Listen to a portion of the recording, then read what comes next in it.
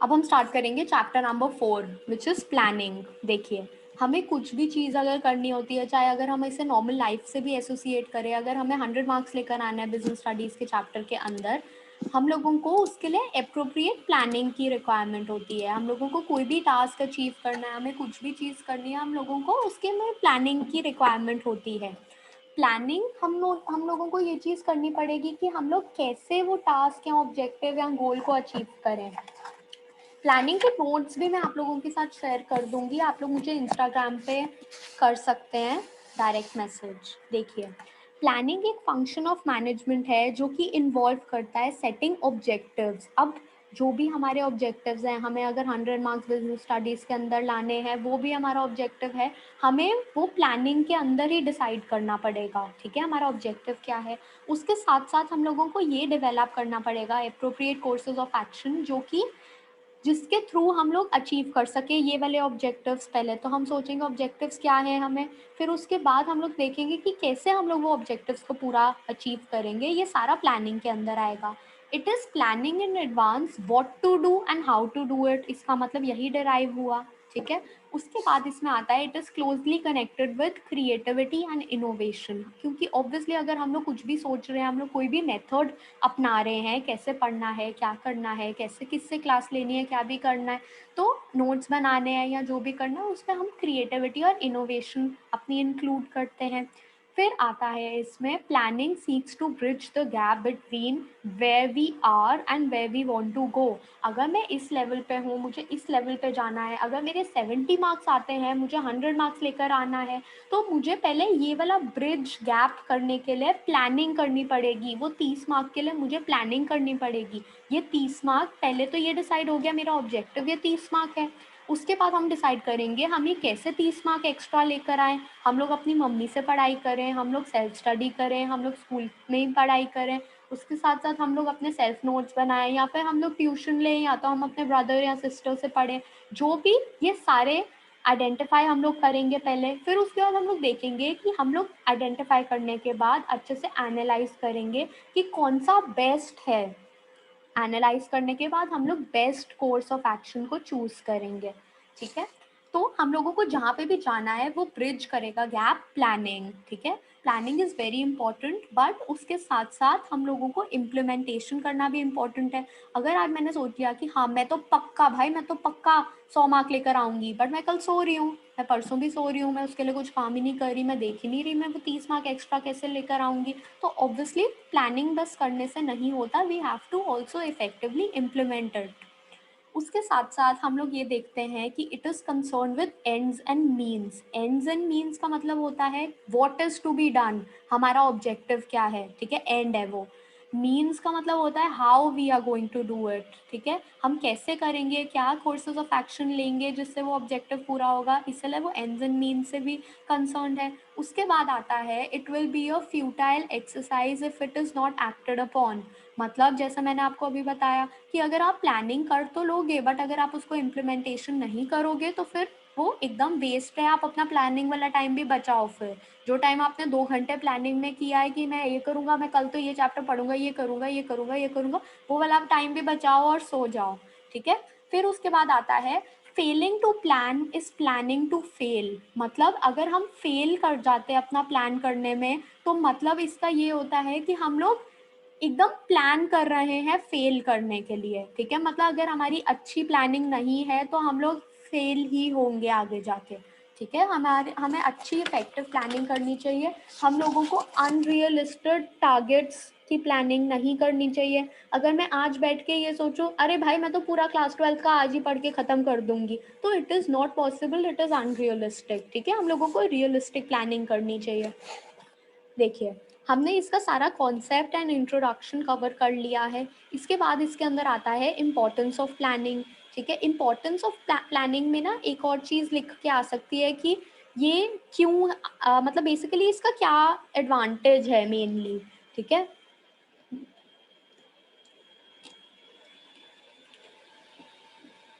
Y is it heart of the management करके भी आ सकता है। ठीक है,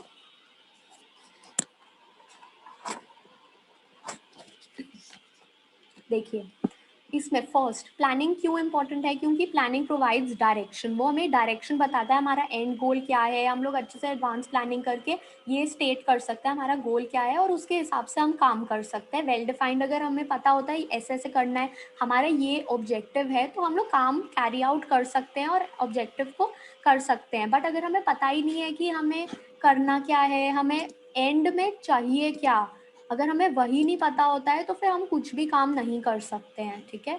उसके बाद आता है planning reduces the risk of uncertainty. इसका मतलब होता है कि हम लोग लुक अहेड कर सकते हैं, एंटिसिपेट कर सकते हैं चेंजेस, और हम ये देख सकते हैं कि कैसे हमें काम करना है। चेंजेस और इवेंट्स होते हैं वो एलिमिनेट नहीं हो सकते। जैसे मैंने आप लोगों को बताया था, business environment is dynamic, it is complex, it is actually very tough to understand. हम उसको अगर एग्रीगेट में समझने की कोशिश करेंगे, it is difficult to understand, but it is relatively easier to understand in parts. तो अगर हम थोड़ा थोड़ा थोड़ा थोड़ा करके मैनेजरियल रिस्पॉन्स अपना उस हिसाब से करेंगे तो रिस्क ऑफ अनसर्टेनिटी रिड्यूस होगी, हम अच्छे से प्लानिंग करेंगे तो। उसके बाद आता है planning reduces overlapping and wasteful activities. हम लोग ओवरलैपिंग ऑफ एक्टिविटीज़ नहीं करेंगे बिकॉज हम अच्छी प्लानिंग कर रहे हैं, वो बार बार ओवरलैप नहीं करेंगी, और डुप्लीकेशन ऑफ वर्क भी नहीं होगा अगर हम अच्छे से प्लानिंग करेंगे, अगर हम सबको अच्छे से रिस्पॉन्सिबिलिटी अलग अलग देंगे, ठीक है। तो यूजलेस एक्टिविटीज़, वेस्टफुल एक्टिविटीज़ जो है वो धीरे धीरे ख़त्म हो जाएंगी, मिनिमाइज हो जाएंगी और फिर एलिमिनेट हो जाएंगी।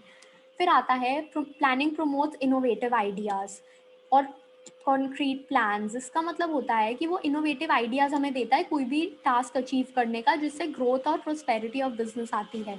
फिर आता है प्लानिंग फैसिलिटेट्स डिसीजन मेकिंग। इसके अंदर आता है कि हम डिसीजन ले रहे हैं। जैसे मैंने आप लोगों को बताया, अगर आपको 100 मार्क्स लाना है बिजनेस स्टडीज़ में, यू हैव टू डिसाइड आपको क्या क्या करना है। आप कुछ भी एक्शन ले सकते हो, आपको डिसीजन करना है क्या चीज़ में। अगर आपको मम्मी से पढ़ना है, अगर आपको सेल्फ स्टडी करनी है, अगर आपको अपनी स्कूल की टीचर से पढ़ना है, अगर आपको अपने भाई बहन से पढ़ना है, या अगर आपको ट्यूशन टीचर से पढ़ना है, तो डिसीजन मेकिंग फैसिलिटेट करेगा वो चीज़ आपको। इसमें टारगेट सेटिंग्स होता है, इसमें प्रिडिक्टिंग ऑफ फ्यूचर कंडीशंस होता है, जिससे रैशनल डिसीजन हम ले सकते हैं।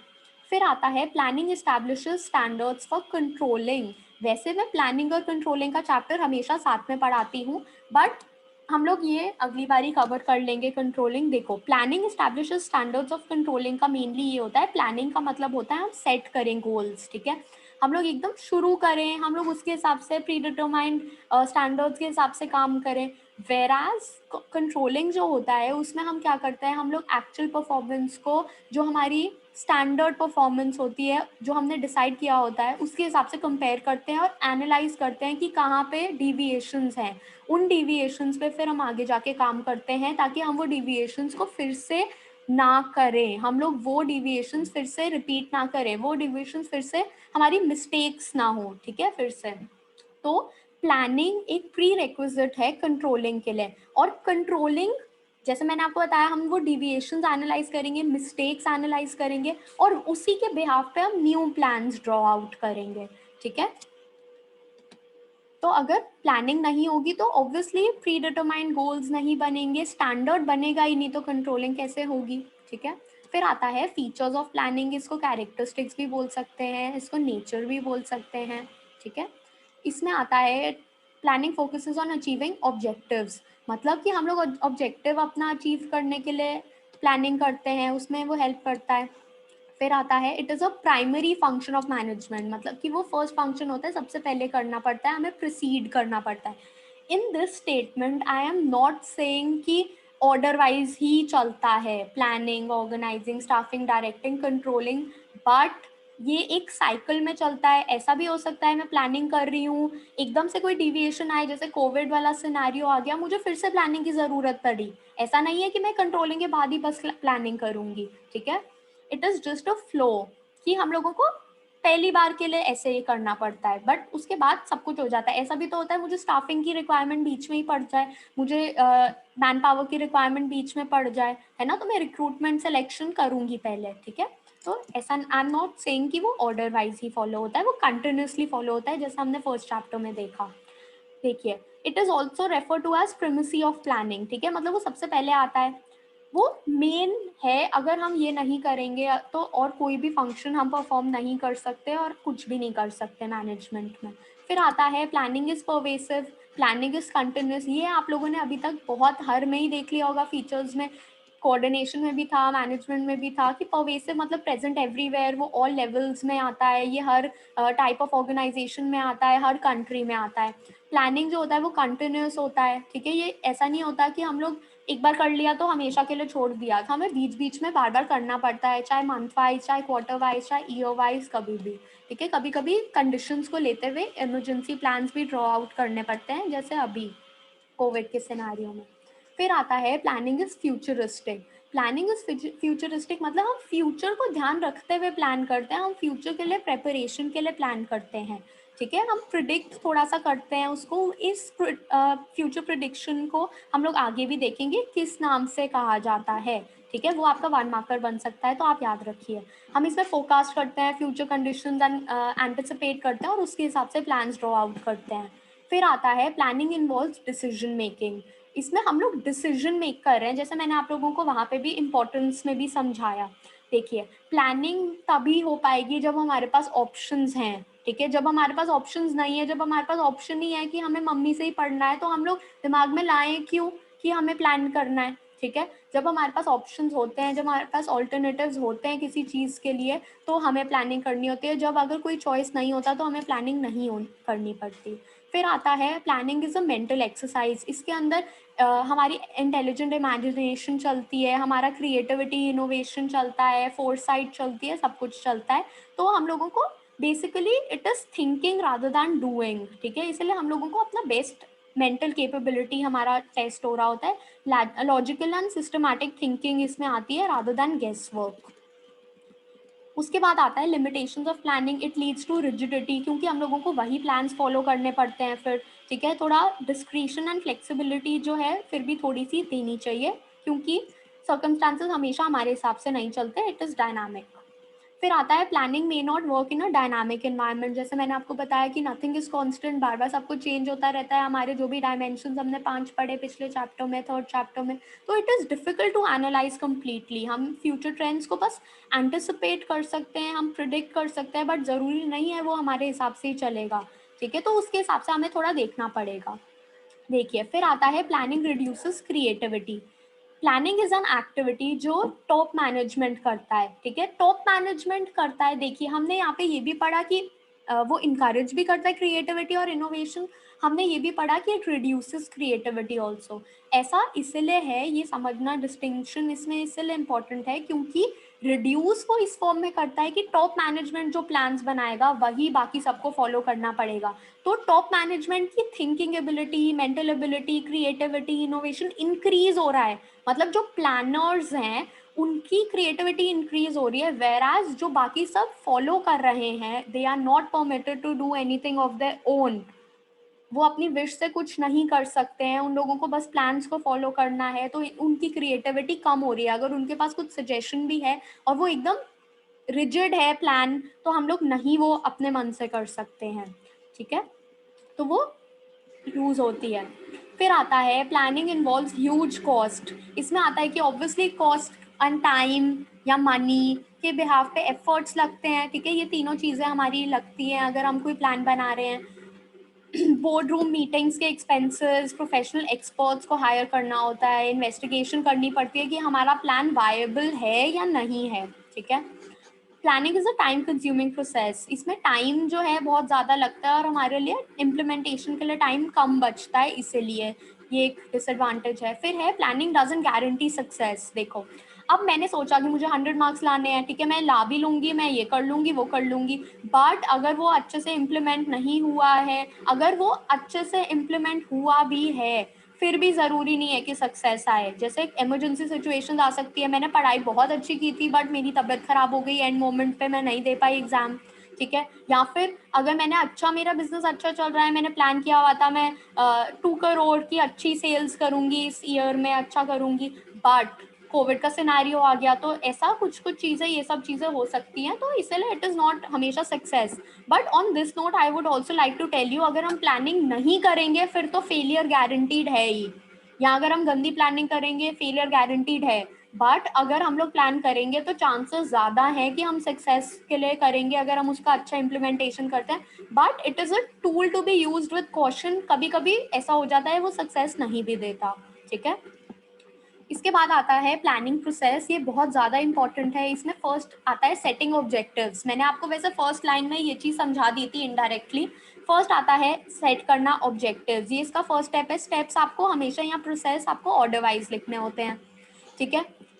इसमें हम लोग पहले ऑब्जेक्टिव सेट करेंगे। फॉर एग्जांपल हम लोग 100 मार्क्स लाना चाहते हैं, पहले मैंने इसमें सेट कर लिया। उसके बाद मैंने आपको जो एक अभी लास्ट पेज पे एक पॉइंट बताया था कि अगर इस प्रिडिक्शन को, बिकॉज हम लोग ऑब्वियसली एकदम ये नहीं कर सकते कि यही होगा या यही होने वाला है, हम लोग नहीं प्रिडिक्ट कर सकते। हम लोग कुछ प्रिडिक्शन करते हैं, कुछ हम लोग एंटिसिपेट करते हैं, हमारे मैनेजर्स कुछ अजम्पशंस लेते हैं फ्यूचर के बारे में। इन अजम्पशंस को कहा जाता है प्रेमिसेस। ये 1 मार्क की डेफिनेशन आ सकती है आपकी। तो फर्स्ट स्टेप में हम क्या करते हैं, हम लोग ऑब्जेक्टिव सेट करते हैं। सेकंड में हम प्रेमिसेस डेवलप करते हैं, हम अजम्पशंस डेवलप करते हैं हमारे फ्यूचर के बारे में, और उसके हिसाब से हम लोग अपने प्लान्स को थोड़ा बहुत वो सब करते हैं, अपनी पॉलिसीज वगैरह सेट करते हैं, सब कुछ करते हैं। और वो प्रेमिसेस जो होते हैं एंड अजम्पशंस होते हैं जो हमें सेम एकदम वो करने चाहिए, टोटल एग्रीमेंट में करने चाहिए फॉलो। फिर उसके बाद होता है third, identifying alternate courses of action. जैसे मैंने आप लोगों को बताया बहुत सारे ऑप्शंस है आपके पास, 5-6 ऑप्शंस है 100 मार्क्स लाने के, ठीक है। आइडेंटिफाई करना मतलब बस नाम जानना, ये भी हो सकता है, ये भी हो सकता है, ये भी हो सकता है, ये भी हो सकता है। उसके बाद आता है इवेलुएटिंग ऑल्टरनेटिव कोर्सेज, मतलब मैं इसको अच्छे अच्छे से प्रोज एंड कॉन्स इसके वे करूंगी, सबके सारे जो भी मैंने आइडेंटिफाई करे वो इसमें आएगा। उसके बाद आता है सिलेक्टिंग एन ऑल्टरनेटिव, ठीक है। सिलेक्टिंग एन ऑल्टरनेटिव में क्या होगा, जो भी बेस्ट इनमें से है 5 में से, उसको मैं सिलेक्ट कर लूंगी ताकि मेरा ऑब्जेक्टिव फुल्ली पूरा हो जाए। और ऑब्वियसली हमारा पूरा होगा तभी हम लोग अच्छा आगे बढ़ पाएंगे, ग्रोथ कर सकते हैं। नेक्स्ट स्टेप हमारा आता है इम्प्लीमेंटेशन ऑफ प्लान। हम अपने प्लान को, जो भी हमने प्लान सेलेक्ट किया है उसको इम्प्लीमेंट करना शुरू कर दें, मतलब हम प्लान को एक्शन में लाएं। इस स्टेप को यहाँ पे कहेंगे। अब ऑन दिस नोट, यहाँ पे सिलेक्टिंग एन ऑल्टरनेटिव पे आपको एक और चीज़ मैं बताऊंगी। यहाँ पे परम्यूटेशंस एंड कॉम्बिनेशंस एक वर्ड लिखना बहुत इंपॉर्टेंट है। इसमें मैनेजर परम्यूटेशंस एंड कॉम्बिनेशंस लगा के बेस्ट कोर्स सेलेक्ट करेगा, ठीक है। फिर इम्प्लीमेंटेशन होगी, ये ऐसा स्टेप है जिसमें एक्शन में आ रहा है, ठीक है। और लास्ट स्टेप है फॉलो अप ऑफ एक्शन। इसमें हम देखेंगे कि जो हम प्लान्स इम्प्लीमेंट कर रहे हैं वो अच्छे से हो रहा है या नहीं हो रहा है, ताकि ऑब्जेक्टिव्स अचीव हो जाए, ठीक है। टाइप्स ऑफ प्लान्स आपका कट है सिलेबस से सारे। यहाँ पे हमारा ये वाला चैप्टर खत्म होता है। अगर आप में से किसी को भी इस चैप्टर में डाउट है तो आप मुझे बता दीजिए। ये प्लानिंग का चैप्टर भी हमने काफ़ी डिटेल में कर लिया है,